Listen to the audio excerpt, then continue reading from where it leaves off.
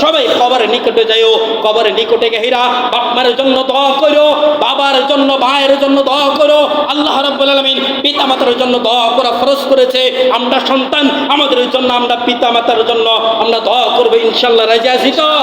সম্মানিত উপস্থিতি, এই পৃথিবীতে, এই দুনিয়াতে এমন কিছু বউ রয়েছে যেই বউ কি বলে শাশুড়িকে দেখতে পারে না, এমন বউ আছে না নাই?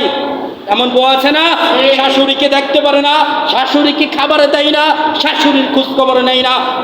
আমি ওই বোনকে বলবো, ও বোন, তুমি তো এক সময় এরকম শাশুড়ি হবা, তুমি যেরকম ভাবে তোমার শ্বশুর শাশুড়িকে দেখতে পারো না, আরে তুমি বিশ্বাস করো, তোমার এক সময় তোমার ছেলের বউয়ে, তোমার ছেলে এক সময় তোমাকে দেখবে না।